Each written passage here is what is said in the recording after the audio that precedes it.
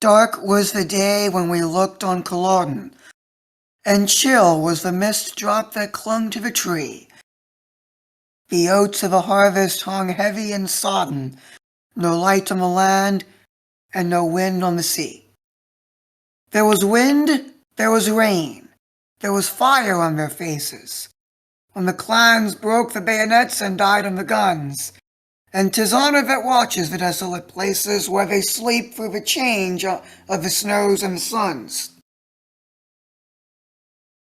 Useful and unmarshalled, outworn and outnumbered, all hopeless and fearless, as fiercely they fought, as when Falkirk with heaps of the fallen were cumbered, as when Gledsmuir was red with the havoc they wrought. Ah, woe worth you sleet, and the faith that you vowed. Ah, woe worth you Lovat, Twackware and Mackay, and woe on the false fairy flag of Macleod, and the fat squires who drank, but who dared not to die. Where the graves of Clan Chanton were clustered together, where MacGillivray died by the well of the dead, we stooped to the moorland and plucked the pale heather that blooms where the hope of a Stuart was sped. And a whisper awoke on the wilderness sighing, like the voice of the heroes who battled in vain. Not for Terlac alone the red claymore was plying, but to bring back the old life that comes not again. Welcome to our Monarchist Minute Special, released on the anniversary of that Battle of Culloden.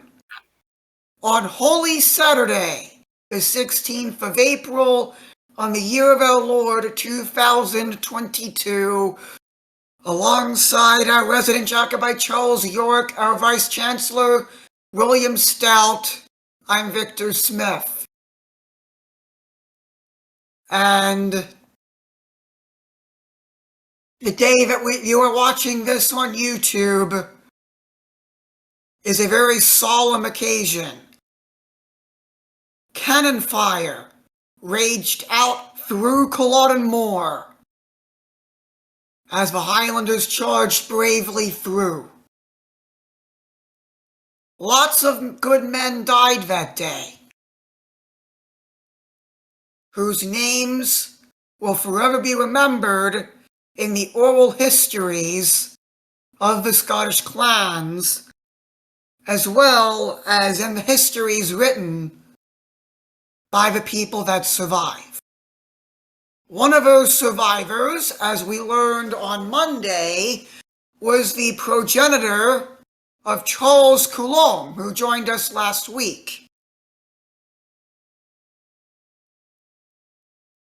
And how very happy are we that we get to commemorate such proud dead.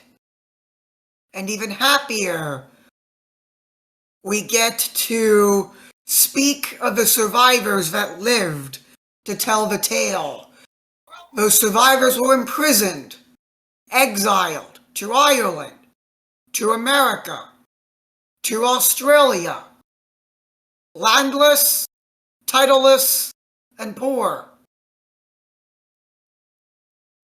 Those nobles, or former nobles and people that were imprisoned, some of them lost the faith, some of them had descendants that lost the faith.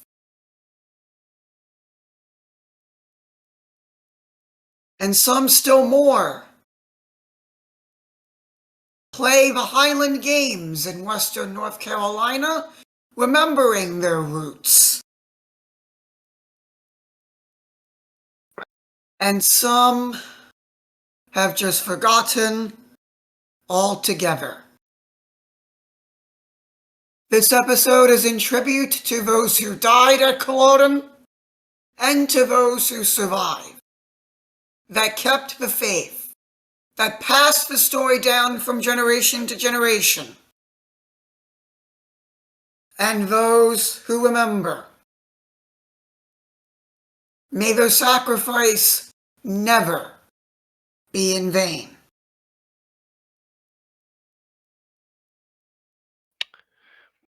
Well, thank you very much, Victor, for that lovely intro. And I guess the correct Shakespearean term would be a soliloquy, because during in vocab from 15th century or 16th century English is clearly appropriate for a battle that took place in the first half of the 18th century. Because, well, at any rate, so as Victor had mentioned, I am indeed le resident Jacobite, and me saying that in a French accent was purely unintentional at first, but somewhat fitting, because not it wasn't just the Scots that fell at Culloden. There were a small contingent of Frenchmen, and I believe a fair number of those were actually Irishmen who were in French service because they didn't particularly like or care for the Hanoverians who were running the show at the time, and whose unlawful descendants are still running the show now.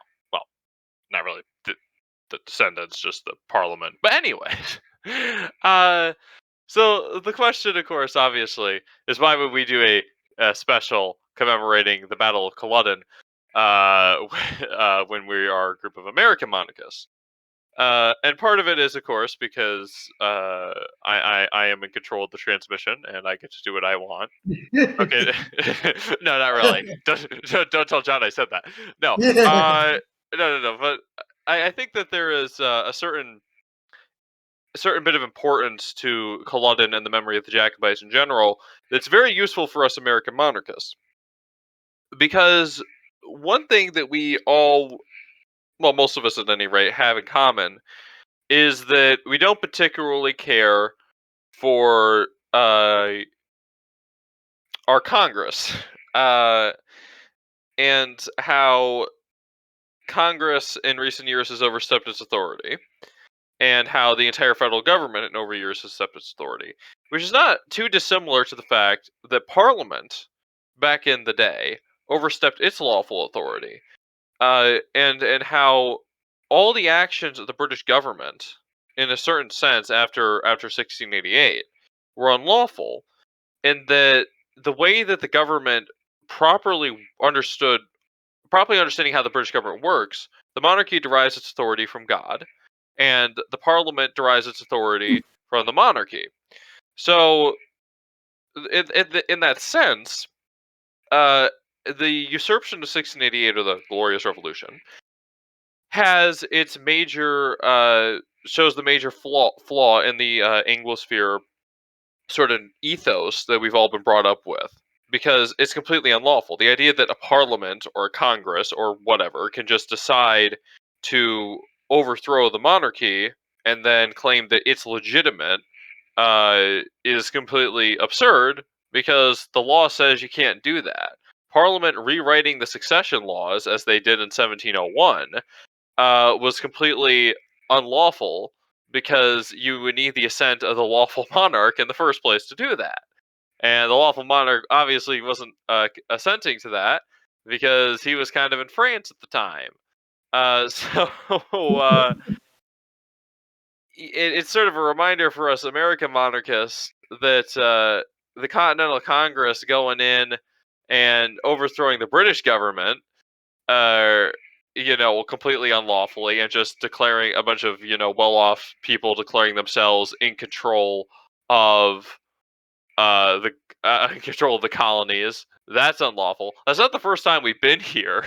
1688 wasn't even the first time we've been here. Cromwell was was um was really the first time that was. Well, no, not even Cromwell. Henry VIII was the first time we were there, because he was usurping the If church's authority. if I can interject, the Yeah. Battle of Culloden seems to be a direct succession of the trend that was started by Cromwell, and that was the Anglo-Protestant English Parliament enforcing an oppressive authority against Catholic minorities in the Celtic world, whether Oh that yeah. be Scottish Highlanders or the Irish Clansmen. We forget that after Cromwell overthrew Charles I, the second thing he did was, in order to crush Catholic Ireland, was he basically exiled or wiped out all of the Irish nobility. Yeah, and although it should be noted that my ramblings aside, because it sounded a lot better in my head when I mentally rehearsed that little section beforehand. But hey, c'est la vie. Watch watch. Turns out all the simply just outpopulate the Catholics, which didn't work. Um, the reason why is that after the 45, they some of those Irish, some of those Scotsmen that Victor was mentioning earlier, who were exiled to Ireland, were exiled there, which is how we got some of the Catholic Scottish clans in Ireland. Although there wasn't really much of a clan system by the time by the time the government got all said and done. The traditional Scottish clans system was essentially just ripped apart after the 45. A clan system that I unfortunately don't know too much about, which is quite the shame. But yeah, And if you want to learn more about the clan system, we're going to have to get Prince Dillon of Ireland on our podcast, and he can tell us all about that. The clan system is definitely interesting. I remember one time when I had I was at a scout event with the Order of the Arrow, and a big part of the Order of the Arrow was Native American lore, and we had a wonderful conversation about how Scottish and Irish and other Gaelic and Celtic settlers really got along with the Native Americans due to the similarities between clan and tribal structure. yeah, and but it is interesting the way that the clan system functioned. And what little I know about it, it sort of took on a life of its own. Not a life of its own, but it really did play an important part in the 45 Jacobite uprising. And one of the disadvantages of it, and I guess this may have also applied to the Indians, is that you really weren't. It was you were called up and you were expected to fight for a short period of time, and then that was it. Let's pack up, go home, and go back to farming or sheep herding or whatever.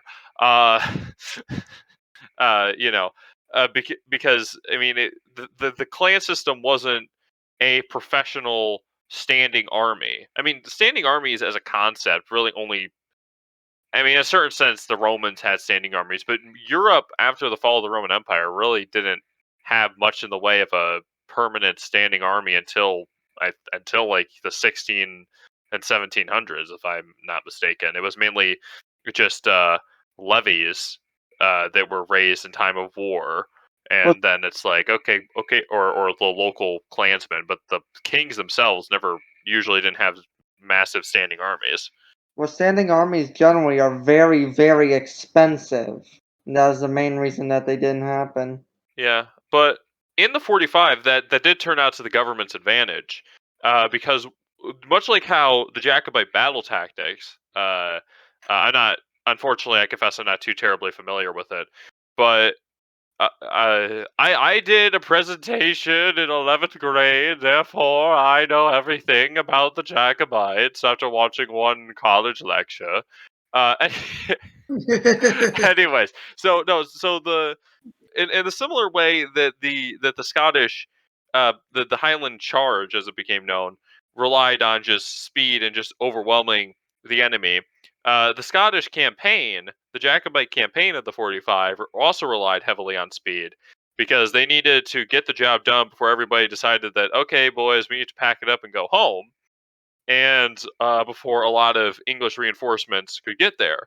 And something that we don't necessarily talk about a lot when it comes to these rebellions is that they were often tied into the different wars at the time.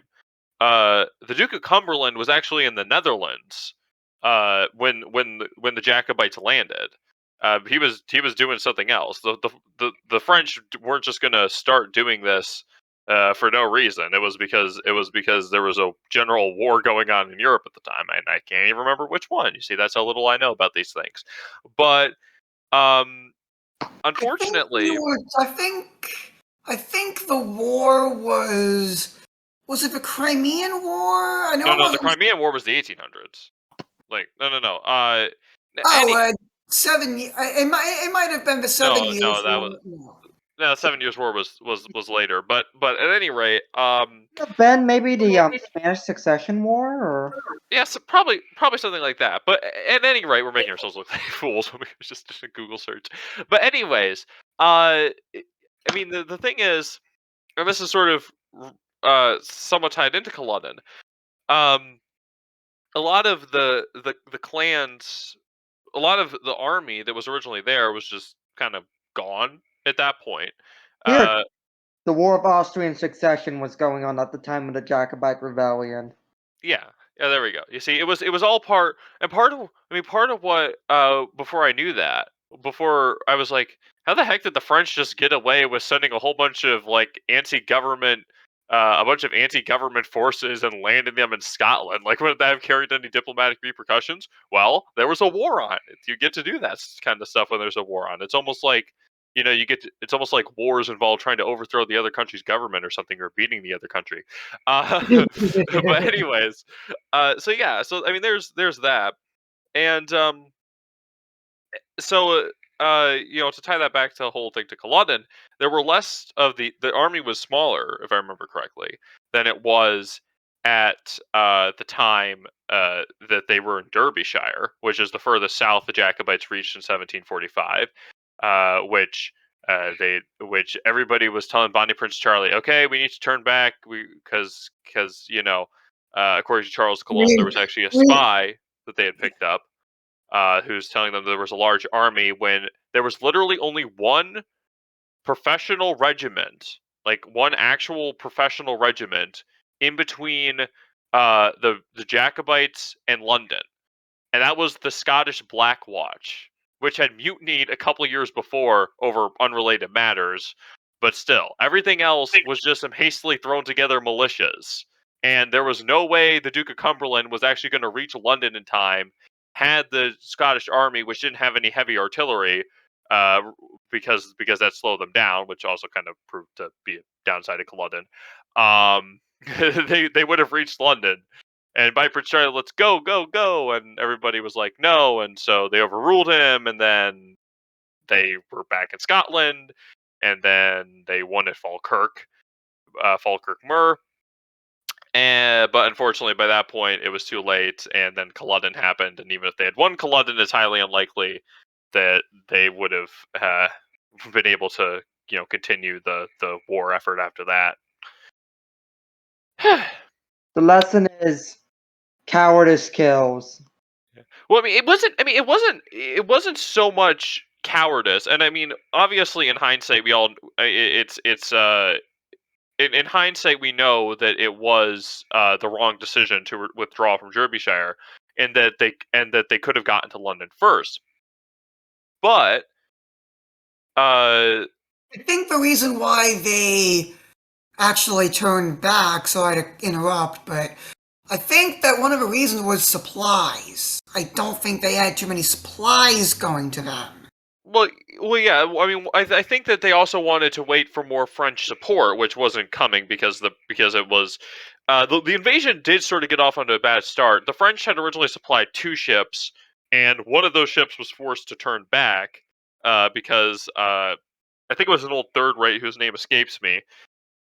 Managed to drive off one of those ships. It may actually be a good thing his name escapes you. No. The ship's name. Oh, the Yeah. ship's name. Yeah, so an old a third rate is a large but not the largest um, kind Okay. of warship commonly in service at the time. Um, It is a fairly massive ship, though. oh yeah, no, it is. They're like 60 to 70 guns, and were a lot cheaper than first rates, which the British would only build like less than 20, but I want to say 12 or 14 of during the entirety of the 1700s, which just goes to show you how massively expensive they are. That the largest navy in the world could only afford a baker's dozen and a few after that. But those are the larger first rates. But anyway, so the invasion did sort of get off on a bad start because a lot of the troops that were going to land didn't. They were going to land with Bonnie Prince Charlie, couldn't because the ship had to turn back. So the invasion kind of got off on a bad start, but despite that, they managed to just march. They managed to beat the government at Preston Pans. Managed to Which just Charles, which Charles Colomb so eloquently described to us on last week's episode. Oh So yeah. if you Well, want not on last week's episode. It was after the last week's episode when we were talking to him, I think. Oh no. It was during. Yeah. Um. So we'll let you. Well, we're gonna let you do that. But suffice it to say, the Bonnie Prince's intellects was showing through there because he put on the old thinking cap. Um. So yeah, they marched into Edinburgh. Uh. So this capital city of Scotland was in their hands, and James the Third, or not, yeah, James the Third of England, and it doesn't matter. He would have been yeah, referred to by the Scottish one, and I try to think if it's eight or he nine. would have been Eight. Yeah, James the yeah. Eighth of Scotland was proclaimed king there, and of course that I mean, that's an often underlooked thing. Part of what you are noticing with a lot of the Jacobite area is James the Third is sort of left out of the equation. People really don't like. I mean, he wasn't. He was still in Rome. I mean, it was Bonnie Prince Charlie who was leading the entire invasion. But a cursory glance might lead you to believe that Bonnie Prince Charlie was just gonna take over when it was all said and done, which no, that wasn't what was gonna happen. In fact, uh, book that you should look up because it is available online now because the Scottish National Archives or whatever have copied both volumes and put them up on the internet. Is Robert Burns' Jacobite Relics, and then it has some long name. A lot of those songs are apparently forgeries that came out after the 1745, but I mean, he didn't really know that because he was compiling these in the early 1800s. But there are a lot of good songs in there that sort of give you a mindset of what the Jacobites sort of felt about the whole the whole cause. And it isn't just songs from the 1745 rebellion; it's also songs from the previous Jacobite rebellions. And a lot of those songs, as you'd expect, are actually pretty sad. Because we Jacobites kept losing all the time because uh, you, Well, my personal favorite goes a little something like this. Hey, Johnny Cope, are you rocking yet? Do all your drums a beating yet? Alright, no sweat against the goat in the morning. Hey, Johnny Cope, are you rocking yet? well, yeah. Well, actually, Wee Willie Winky kind of started off as somewhat of a Jacobite song because Wee Willie Winky was actually a way that they referred to King quote unquote William. Um, although although I'm not sure calling him Willie wouldn't. I'm sure calling him Willie was necessarily something of an insult because the Scotch would just refer to King James as Jamie and Bonnie Prince Charles as Charlie. So, but no. So King Willie Winky was actually something of a pro Jacobite thing, but like the song "Will Ye No Come Back Again," eventually just kind of lost its political meaning. Um, and it's just and now "Will You Know Come Back Again" is sort of a less famous. It's sort of used in a similar context to "Old Lang Syne," but yeah, I like how this just turned into a general Jacobite folklore discussion as opposed to Culloden itself. Because I mean, I will say, I will say on Culloden, that famous painting you see with the red coats, with their bayonets, with their muskets raised over their heads, and charging at the Scottish Highlanders. That is absolutely pure government propaganda. Like, that is just that's just propaganda. It was commissioned by the Duke of Cumberland himself, first and foremost, who was the guy who was commanding the armies at that time. and it sort of showed this depiction of the government forces being modern and all that, with all their muskets and very sharply dressed. Which I must admit, the British did know how to. Well, actually, the British Army has always known how to dress. But with the sharp red and all that, versus a medieval sort of outdated clan system where everybody's using swords and shields. Joke's on them. Judging by the way that sounds, the only thing they did was make the Jacobites look cooler than them. Oh yeah, most assuredly, most assuredly. Uh, actually, I'll see if I could put a copy of that picture into the text chat for a lovely live audience to see. But it wasn't. But the thing is, with that painting, it wasn't the British musketeer. Well, not musketeers. It wasn't the British infantry per se with their modern flintlock muskets. They were the ones who beat Binding Prince Charlie. It was the British. It was the government cavalry that did a lot of the damage, and also it wasn't necessarily the muskets, but it was the bayonets on the muskets, with how they finally apparently figured out how to counter what was known as the Highland Charge, which involved I could be completely misinterpreting this because my knowledge is nowhere near the level it should be. But as opposed to just pointing your bayonet at the guy directly in front of you, you would point it at like a 45-degree angle to the man on your right who was coming at you, and that was supposed to counter uh, the whole charge, the battle of the Highland Charge. See, this is why I shouldn't be typing and doing things at the same time, because my train of thought just uh, just gets that. Okay, the painting is called "The Incident in the Rebellion of 1745." For all those who are trying to figure out what painting I'm talking about at home. Uh, and yeah, it does make the Scots look a lot cooler. I mean, it, and also they fit a lot better in the background because the painting's like very dark and gray, and then you have the British with their nice shiny red coats, which doesn't exactly fit.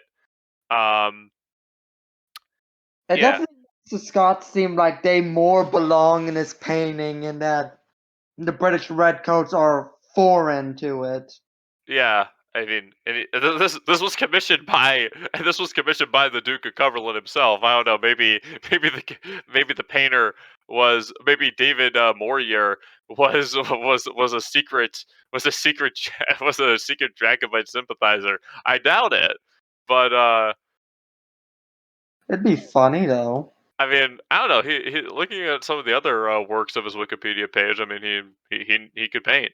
Um, The but just to go back to the battle itself, it was the last pitched battle on British soil ever to date. yes, in fact, that was. Which in a certain sense, the last pitched battle on British soil so far. Uh, I guess the Battle of Britain doesn't count because the Germans were in the air, so we're gonna give that to the Jacobites on technicality. Um, That wasn't really a pitch battle either. yeah, well, I'm sure some British farmers use pitchforks to go after the any downed German pilots. But bum. Any let's see, old Farmer McCall there is gonna stab you like his ancestor was stabbed. You say that as a joke, but that actually happened in Crete when the Germans went to launch paratroopers into Crete during the early days of the Croatian invasion. They dropped them unsupported, and a bunch of them ended up getting stabbed with pitchforks and generally lynched by the Cretan farmers. And Oh, just to bring it back to the what Charles Culloden calls, I think correctly so, the first Civil War. You see some similarities between the Rising and the American Revolution in some way. I mean, in the way it is, it's interesting how those it's I don't know, because the Jacobites. I don't know if you're kind of having this reverse. The Jacobites always saw the government as the actual rebels. People will this is why it's the Jacobite uprising of 1745, not the Jacobite rebellion of 1745, because uprising sort of implies a noble cause, whereas rebellion is completely unlawful, which is why it's the uprising of 1745. So in that sense, you could kind of see the people who were in charge of the American Revolution as the extension of them being the rebels, trying to overthrow the lawful, well, not the lawful, but because it's the Hanoverians, but overthrowing the more legitimate authority. Where, so in that sense, uh, ironically enough, the Hanoverians are sort of the Jacobites in that analogy because they're trying to defeat the rebellion. It doesn't fit entirely, and I'm sure a lot of people are going to disagree.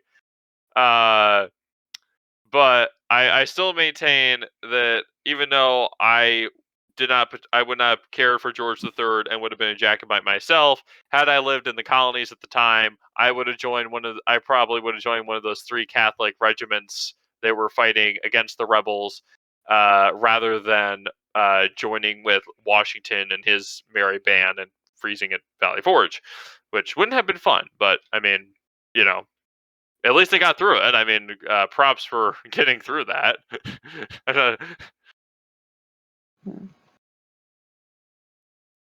I mean, yeah, but I think the biggest thing about the Jacobite Revolution is that the spirit of the Jacobite revolutions probably does still endure in some degree in the form of the Scottish nationalism. Oh, there was. I think it died recently, but there was something called the Scottish Jacobite Party for a while. And when I first heard about it, I'm like, cool, a Jacobite party. But then you look at them, and they were Republicans. How does It, that make sense? it doesn't. And this is something too that a lot of the Scots who will sing all these songs about the 1745 rebellion, it sort of transitioned from actual Jacobitism, like the way I sing these songs, right? Because if the Jacobite cause was dead, because if I didn't believe in the Jacobite cause, then why would I sing those old songs? Whereas the Scots, still a story of national resistance against the oppressing English. Um, but the way that a lot of the Scots sing it nowadays, the way that I perceive it, is they're just, I mean, for them it's just that sort of nationalistic uh resistance story against the English. It has nothing to do with the fact that it has nothing to do with the fact that they believe in the right of their lawful monarch, or whatever. I'm sure a lot of the people who sing those songs are Republicans themselves. I mean, um, but you know, but I mean, a lot of those Jacobite songs do still capture that Scottish spirit, even independent of the Jacobite nature that is inherently there. I mean, for example, I mentioned it earlier. Will Ye No Come Back Again? Originally, because Bonnie Prince Charlie had to leave because they were going to kill him, and he wanted to launch another invasion, but France wouldn't support him. Nobody would support him, and a lot of the Jacobites in Scotland were hoping that Charlie would come back again. So it's will you know come back again? Will you know come back again? Charlie's gone across the Mon. Will you know come back again? Or maybe that's the first verse. But anyways, and over the years, that song has just kind of lost its entire Jacobite context. And it's I mean, the words are the same. I mean, it's pretty obvious. You don't even have to really like read into it.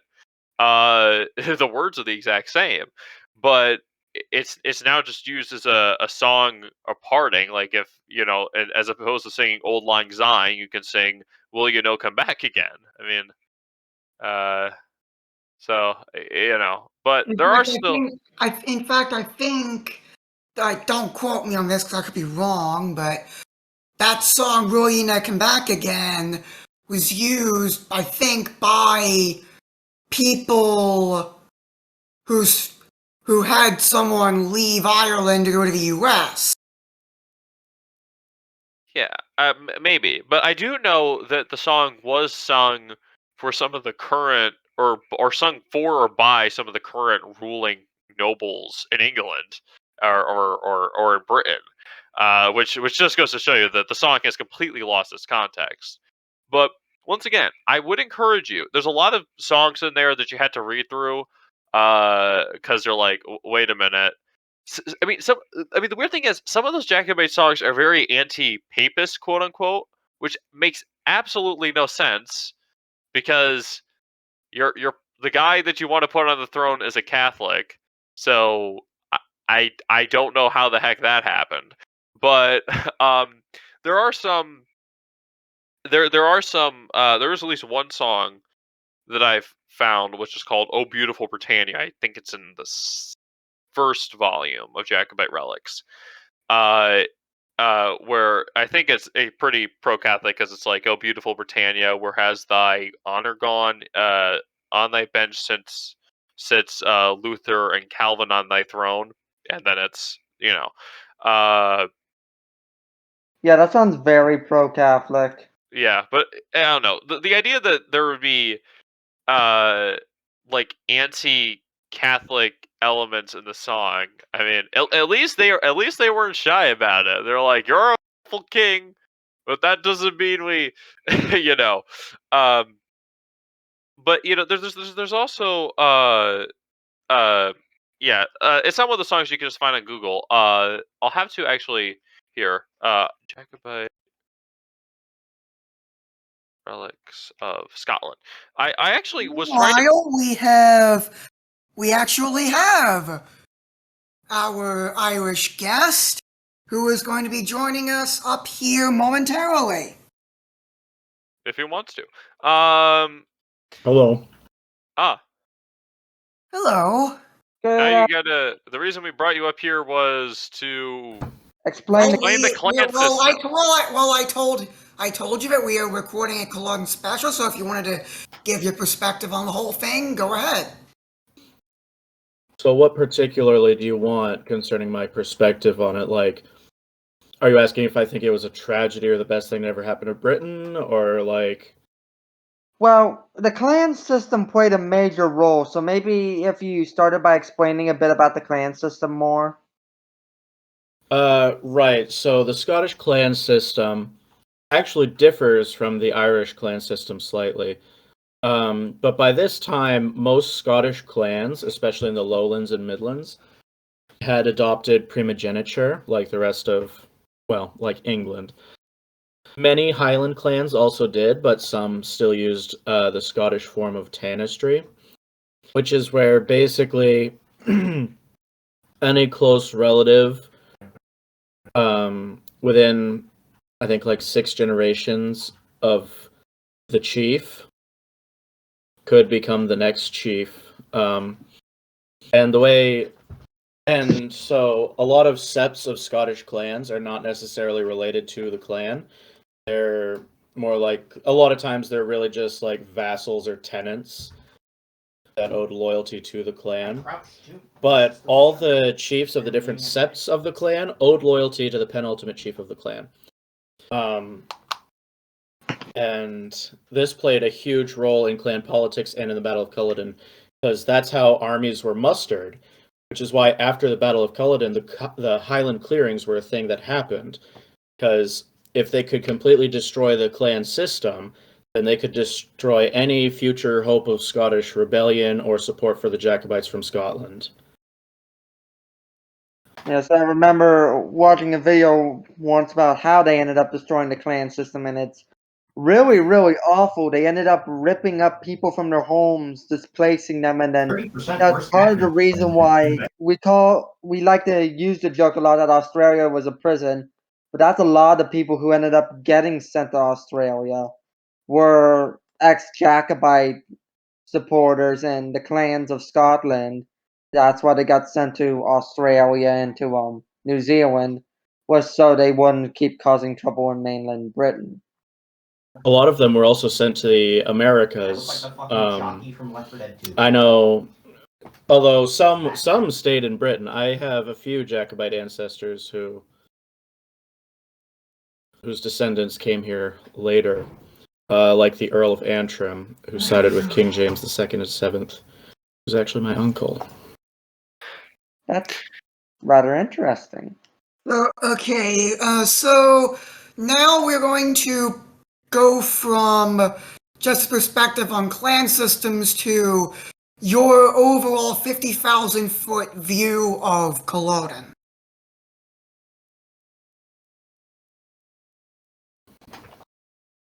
Are we talking about my opinion on what should have happened, or like the tactics of the situation? I guess what you think. I don't know. However you want to take it. We're the one who conscripted you, so we're going to give you leniency. You see, unlike most people, when we conscript people, we're letting you give yourself orders as long as you do what we want you to. I call it benevolent dictatorship. Well, I am a little biased in a lot of ways. Of course, that's the point. Yeah.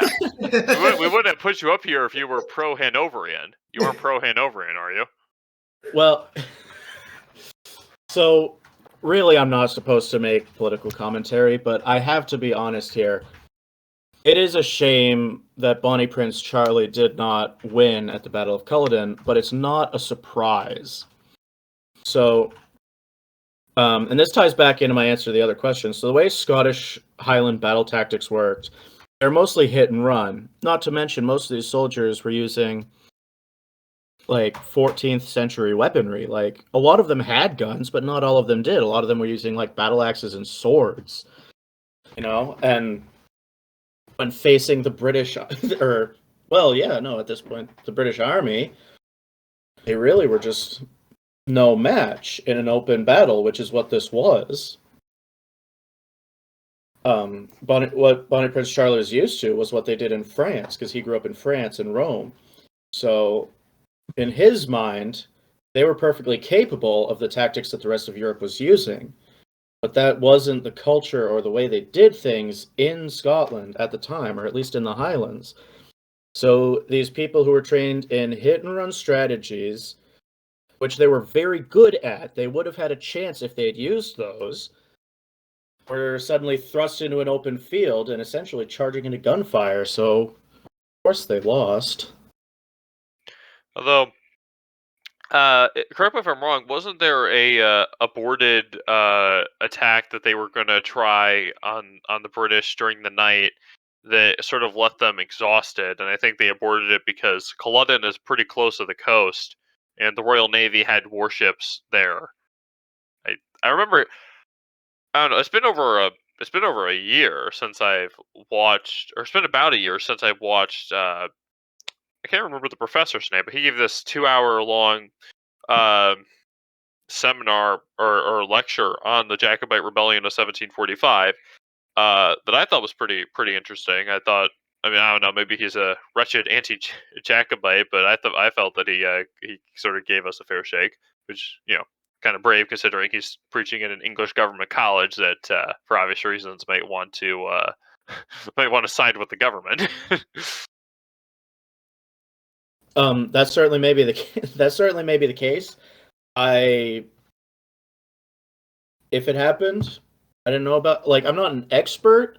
I just know a lot, so that's very possible. It wouldn't even surprise me, actually. Yeah, I'll try to find that and link it in the description if it's still up on YouTube. I think the college itself uploaded it, so that would have been that would be cool. So, if I can, might I ask a possibly controversial question? I like controversial questions. What would happen if the Jacobite line married into the Windsor line? How exactly would that work out? All right. Pardon the interruption. Craig has decided to take a stroke on us, so that was weird. He stopped recording, yet he wouldn't leave the little conference chat. So I think Vic had to just push him out in the end. But anyways, so to answer Will's question, before we were so rudely interrupted by death and despair, the Jacobites kind of indirectly did someone descended from a Jacobite claimant illegitimately did marry the line, and that was Princess Diana. Of course, he was illegitimate on that side of the family. But if the Jacobites did marry into the Windsorite line, that would sort of give any successive Windsorites actually a little bit more legitimacy, because the Jacobites claimant, currently Francis I, he directly descends from Francis II directly descends from Charles I of England, whereas Elizabeth II, her closest relative that she directly descends from is James James the First, right? Because James II and Cardinal Stuart never had any kids, and it No, was you're referring to James the Third.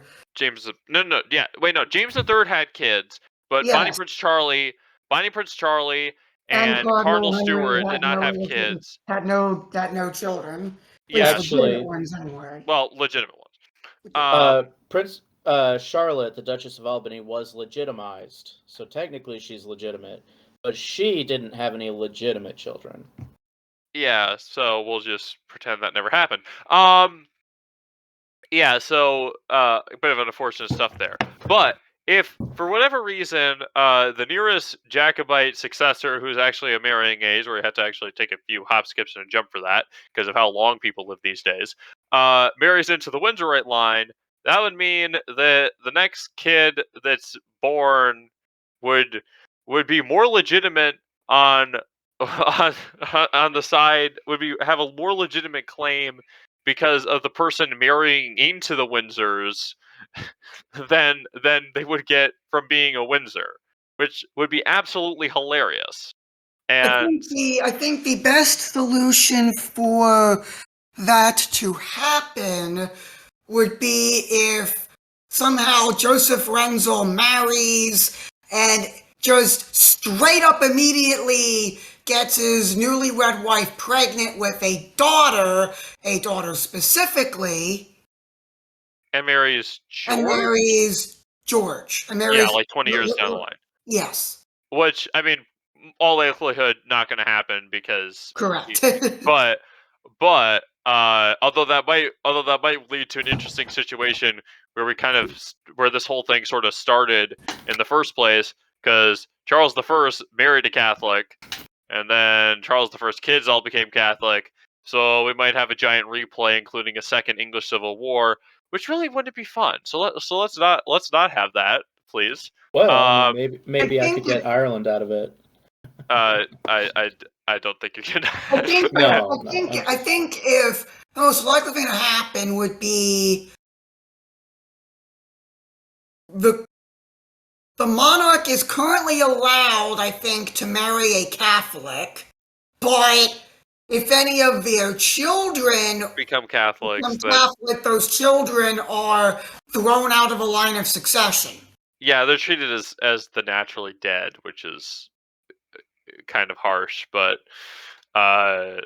yeah, c'est la vie. But yeah, I don't know. One of the people in our live audience said that they can't imagine the English fighting a civil war in the modern day over that. I mean, in all probability, the Parliament's just gonna yeet the monarchy from Britain before anything else if there was one major upset in the British political order besides Scotland becoming independent, I would wager it's just Parliament getting sick and tired of paying lip service to the monarchy and taking over them and being dumb enough to try to take over formally for themselves, which, as I said before, I mean, for all intents and purposes, they run the show, but still, there's a lot of people out there who would get upset if the monarchy disappeared, even though functionally nothing would change because because Britain's basically been run like a republic for the last couple centuries, partly because of that initial usurpation by Parliament in 1688.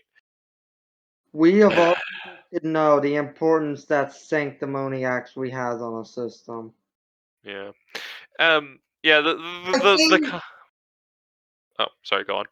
um, did we want to, did we want to, close up shop? Yeah, we've been sort of rambling. I don't think this turned out how any of us would have actually liked. So, Vic, if nobody has any objections to closing up, no. Okay. So, Vic, give the little marketing ploy, and then I'll do the prayer and outro. Okay. So, give the little do what you do. Okay, so if you are listening to this on the day that it comes out, which is Saturday, April the 16th, we will have a regular episode up on Monday to our YouTube channel. If you would like to listen to our podcast live, we typically, but not this week, record on Fridays at 8 p.m. Eastern. And links to all of our other social medias are in the description down below. All right. So, we're gonna, because we are recording on Good Friday, we're adding a little something extra. But okay, now we will conclude in prayer in the name of the Father and of the Son and of the Holy Ghost. Amen. Our Father who art in heaven, hallowed be thy name. Thy kingdom come. Thy will be done on earth as it is in heaven. Give us this day our daily bread, and forgive us our trespasses as we forgive those who trespass against us. And lead us not into temptation, but deliver us from evil. We adore you, O Christ, and we praise you. Because by your holy cross thou hast redeemed the world. All right. Until next time, which hopefully will be Monday for a lot of you, God bless you, and God bless the United States of America.